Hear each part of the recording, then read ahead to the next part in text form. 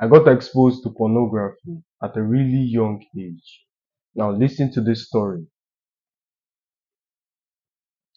In boarding school, as you know, it's very illegal to come in with your handset.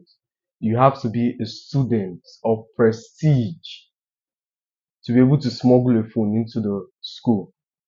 And even if you do, your status goes up the chart. There was this particular student who was able to pull this off.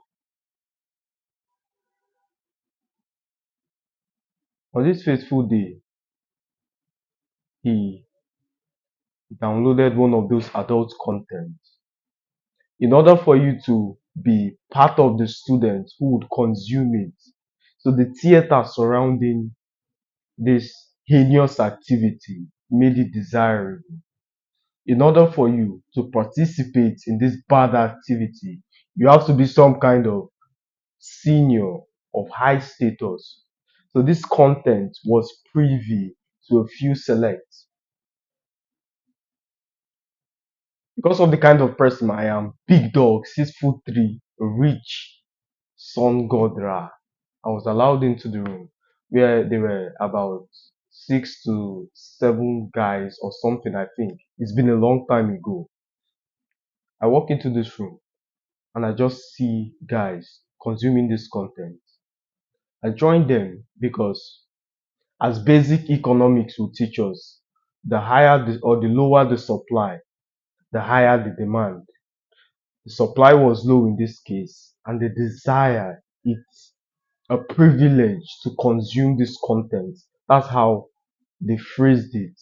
So the theater surrounding this event is what made it more desirable. I have this presumption. Every company goes on a sale, right? So in a situation whereby they slash prices and they put stickers on window, every single person wants to take advantage of this, correct? Yes. But if they rid themselves of the theater, that's the flyers on the window, the long queue, if they remove that air of desperation, do you think that that product will sell as much? Perhaps not. So most times it's not necessarily the product, but the air of desperation you create around it that makes it more desirable.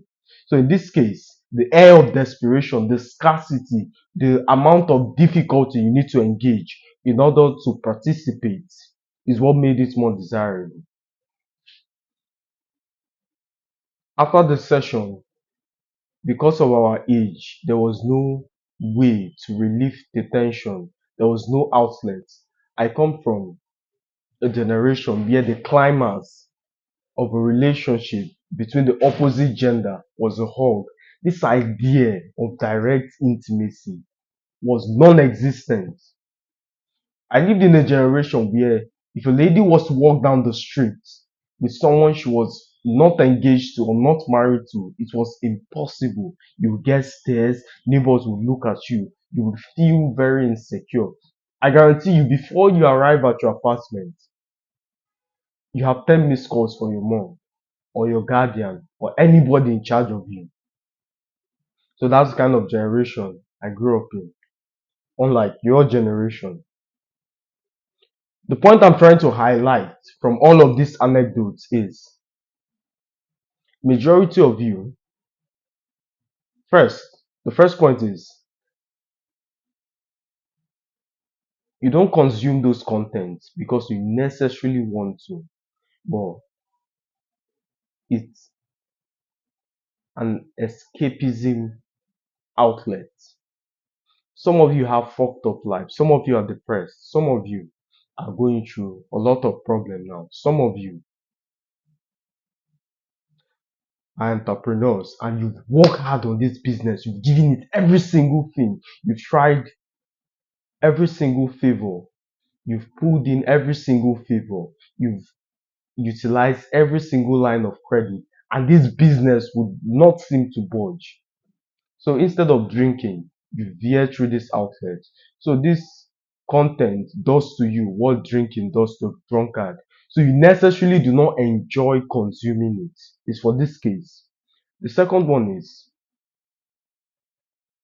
everybody wishes to stop. Every single one of you wishes to stop cerebrally. I wish I can play the piano if I can snap my fingers. But you will take anything for free. You will take a Toyota for free, but would you go out and buy one? Perhaps not. So most of you wish to stop, but not wish it enough to give up that feeling, to give up that dopamine. And that's the problem with majority. You wish to stop, but you don't wish to stop the pleasure, the feeling you derive from that outlet, that reprieve when you're done. So until you're ready to give up the dopamine, until you're ready to give up whatever it is you receive from that dangerous activity, you would never quit. So how do you change these habits? You replace the habits. Notice my choice of word, change. You change habits. You do not stop.